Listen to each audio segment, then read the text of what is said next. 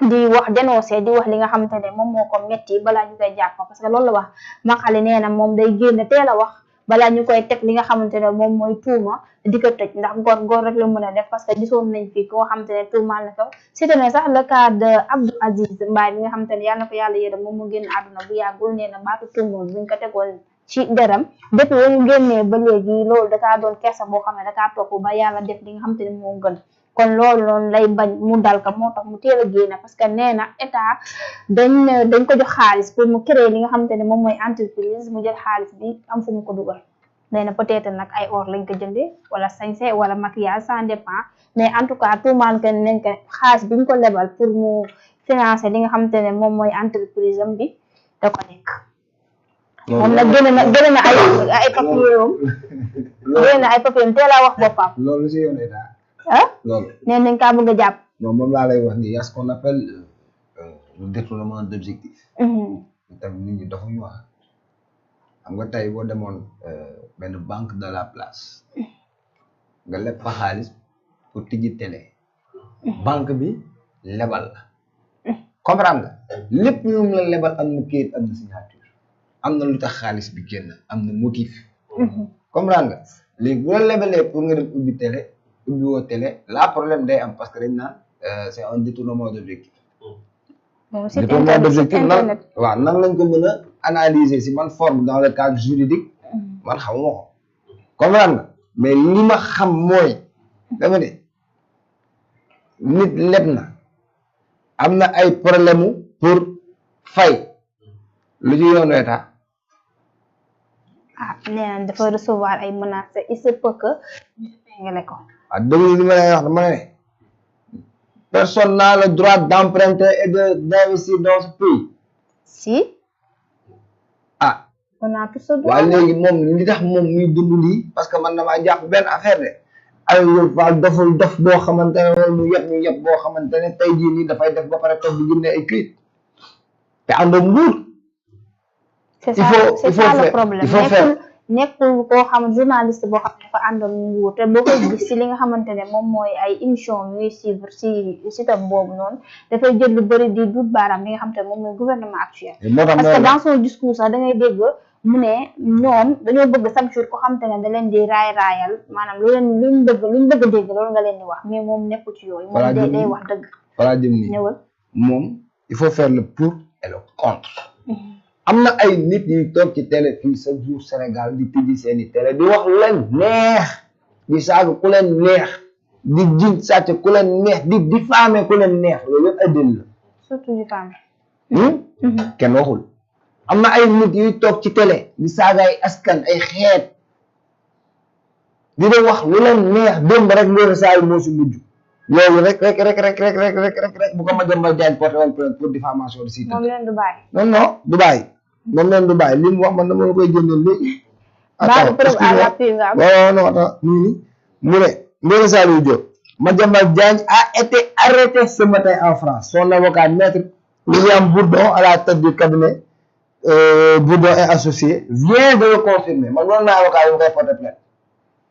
ndax li amul. information yi ñu wér. baaxul. dëgg c'est pas vrai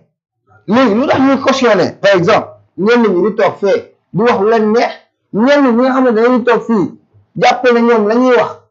loolu fii kenn ku ci nekk mën ngaa jàpp ne la ngay wax looloo am ñu lay indi ay problème ba naan tey daga leb banque lu si yoonu état un citoyen un entrepreneur leb di contribuer tout simplement état li nga xamante ne moom moo ko waroon def entrepreneur boobu noonu moom moo koy def parce que moom mooy aujourd'hui augmenter moom mooy jël ay nit moom mooy augmenter emploi yi nga bëgg a ñëw indil ko ay problème tëj télé bi ña fa doon xëy dootuñu xëy ña fa doon am dara dootuñu am au détriment de ça ñooñu dañu am ay jabar am ay doom dootuñu mën a fay seen jàng doom dootuñu mën a joxe dépense seen kër ndax lan politique dañu wax di dëgg rek bu dee Aïssatou Diop Fall yi yëpp dafa tegu ci kaw politique la on se dit la vérité. moom teel naa àddu de. non ñu nga fii xam na fu mu jëm. xam nga fii ma wax benn affaire il faut que nit ñi xam ne Abdou Diouf daf fi jaaroon moo leen gën a sadik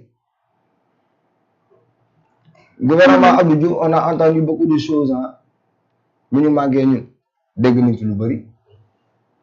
comprendre nga ay nit sax faatu nañ ci comprendre nga Abdoulaye Wade mooy doon métti même chose comprendre nga Macky Sall fa la mujje encore pire loolu la dul doon dégg lu Diouf déggul ci réew mi wax ma ko lu Abdoulaye Wade déggul ci réew mi wax ma ko rek il faut ñu xam ne ñoom ñu takk téere malaaka mooti na leen al malaaka mooti na leen al téere ñu takk ka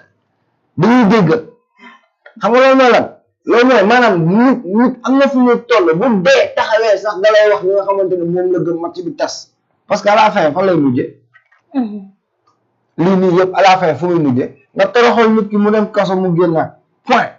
xool c'est-à-dire nit ki ngay jël di ko jéem a toroxal pour mu dem kaso sax day neex yàlla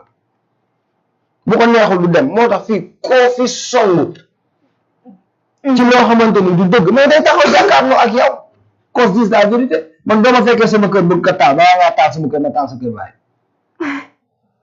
lu leer laa la wax moom ñitu na si de non dama ne man personnellement boo ma fekkee sama biir kër defuma la dara bëgg nga taal sama kër balaa ngaa taal sama kër na taal sa kër baay du nga taal sa kër yow loolu Olof Njaay laa la wax waaw comprendre nga loolu mooy wan ne nit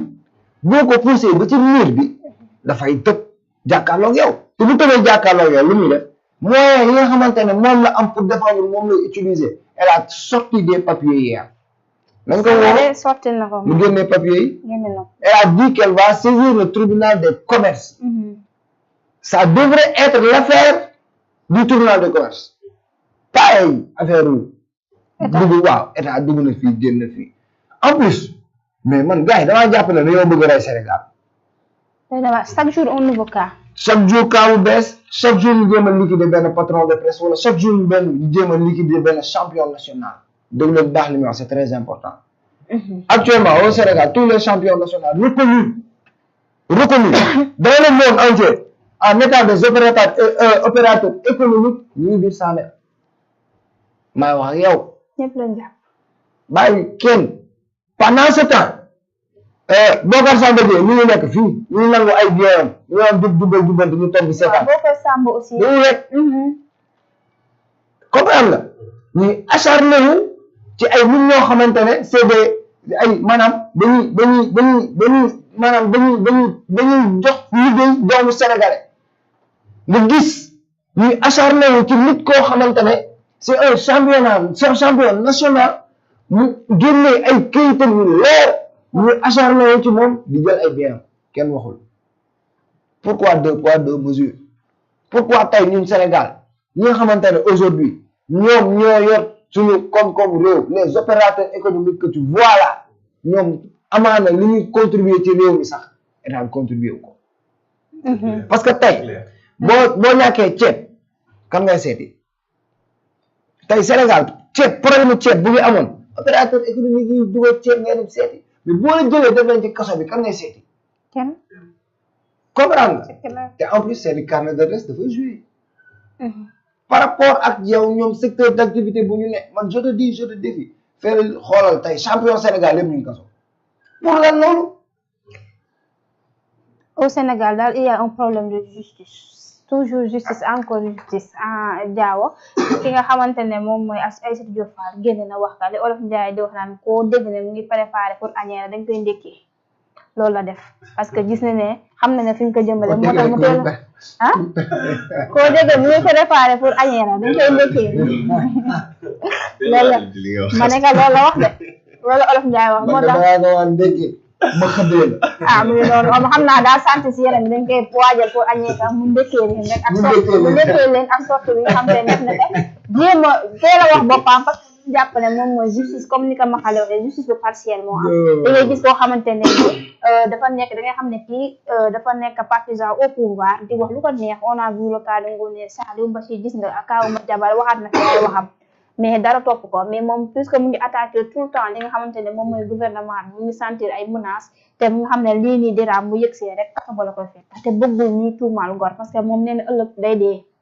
te su deewee bëgg naa bàyyi li nga xamante ne moom mooy woy bu rafet ci ginnaawam moo tax tuumaal ni dafa garaaw tuumaal ni dafa garaaw surtout loo xamante ne nii defu ko nan ngay jàngatee loolu parce que Sénégal ñun dañu am problème de justice parce que nit dañuy wax ne nit ko nga xamante ne nii day bañ ay critique kooku noonu jarul ñu diriger quartier yow nga ne da nga bëgg a diriger réew te bëggoo critique kon loolu waxuma ci réew de quartier sax waroo ko diriger loolu def naa xaw ma code bi lañ ko bind xaw ma situation encore nan nga jàngatee kaw Aïssatou Diop Fall. alors quartier sax ay papier ne wax na lépp quartier sori na mënoo sax diriger sa kër parce que sa kër sa doom mi nga jur mën na la critiquer ci biir kër mu teg la lu métti après moo ci mën dara waaw paa bi dafa métti après donc quartier day rëy mais daal mooy li ñuy ñaan rek yàlla na daal nit ñi mën a organiser wu ba ñu mën a diriger waat bu baax parce que fi ñu jëm nii c'est un peu compliqué quant à kaawu Aïssatou man li ma ciy wax rek mooy que ni actuellement ils sont en train de la liberté de la presse et des médias actuellement ils sont en train de bloquer ça parce que médias yi actuellement ñii di génn di informer population bi li ci réew mi li xew parce que les médias ont une force dans la population léegi yow boo bëggee freiner loolu en même temps te c'est pas une télévision publique nit ki daa ubbi télévision bi muy entreprendre di jël ay nit di leen fay léegi yow télé boobu noonu boo coupé micro bi wala nga tëj télé bi après qu'est-ce qui arrive parce que cette personne là peut-être amaana ki mel ni Moustapha mu ngi fay liggéey Maxaay mu ngi fay liggéey mu am ay doom am jabar war leen dundal kooku nan lay def ak am emploi nu mu méttee ci Sénégal actuellement donc vraiment c'est pas trop intéressant de prendre des opérateurs économiques parce que entrepreneurs yi nii ay opérateurs économiques yamul ci man ci ni ma ko jàppee yamul ci maanaam kuy génn di andi non même kuy liggéey ci biir di contribuer ci économie bi moom aussi ci la bokk ñëpp ci lañ bokk donc tu comprends ñoom ñëpp ay opérateurs économiques lañ donc l'intérêt c'est pas comment dirais-je de prendre chaque personne ku def rek maanaam kii bu juumoon sax maanaam nit ñi nañu wut beneen manière de gérer les problèmes deuxièmement que ça ne soit pas des problèmes politiques barki dee ma xaw a dee maa ngi ko wax fii nii cessons de prendre tout le temps les problèmes comme des problèmes politiques politisés parce que après ça ne fera pas l'intérêt de ce qu'on va faire su fekkee ni maanaam man ku nekk ci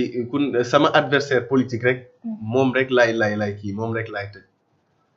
te gis nañ fi ñoo xam ni maanaam ils sont en train de faire du n'importe quoi plus grave que ceux qui sont emprisonnés kenn teewu leen kenn laalu leen kenn génnul sax wax ci ñoom parce que boo waxee ci ñoom amaana opinion publique bi mën na la xoolee yenn bët yi après tu te dis que da ngay noppi léegi nag réew mi Sénégal c'est depuis longtemps maanaam ñi war a wax on leur a empêché on leur a éteint les micros ñooñu duñu wax ñi war a liggéey on met des blocages pour qu'ils ne travaillent pas normalement ñii di contribuer ci économie wu réew mi on les met des blocages pour qu'ils n'aient pas assez pour s'enrichir léegi man je me dis que à un moment donné man je me dis que bon j'ai peur de devenir riche dans Sénégal parce que après boo tekkiwee rek bon Sénégal même lu dul état ak justice et cetera boo tekkiwee rek koñ bi nga nekk déjà dañu commencé di wax soit dañ lay kii formation la sàcc la góor jigéen la maanaam Sénégal boo tekkiwee ñett yi la franc-maçon la parce que kii ñoo fi nekkoon ñoo doon foo di ànd c'est-à-dire cette mentalité n'est pas tout simplement développée mentalité bi c'est développé depuis les racines léegi à un moment donné après Sénégal boo demee ba benn moment yow tu sais que boo yoree alal nga wane ko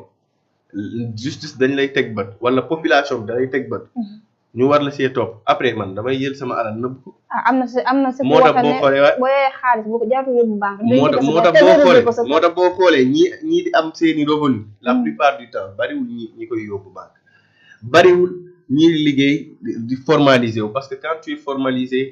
l'État est sous le contrôle de ce que tu fais. Donc ils ne vont jamais se formaliser. Je te coupe pas. Je connais des gens. au Sénégal, dans une banque, jënd ay bitcoin. Bien sûr. c'est vrai bien sûr léegi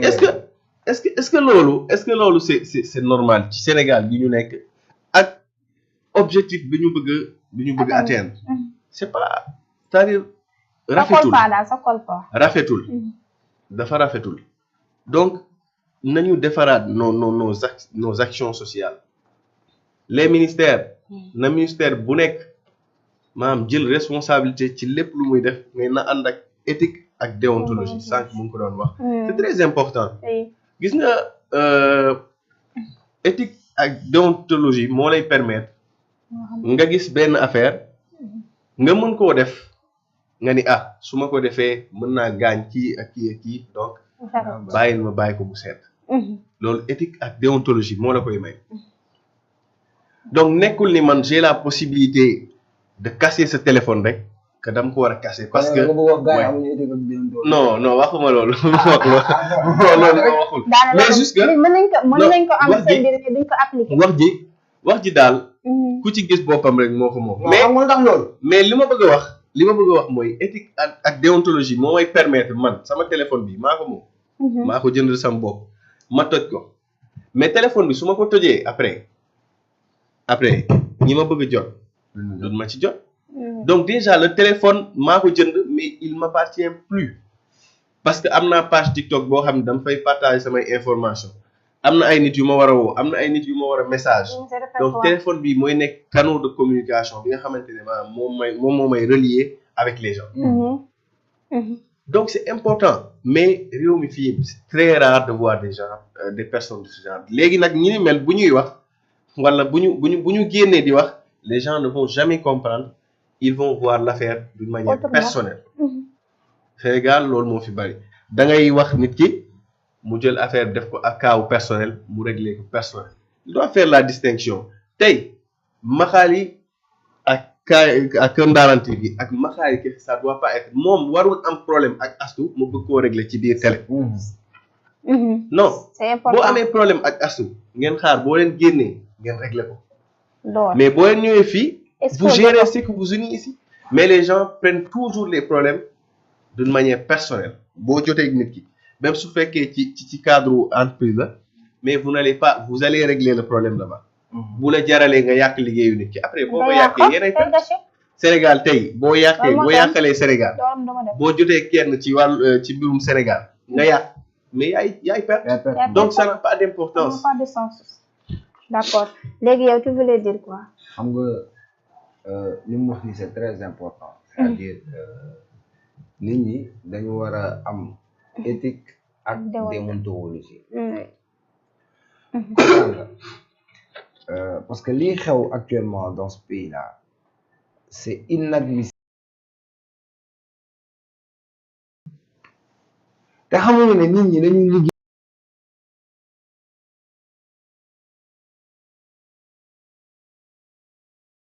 ragalul sax dee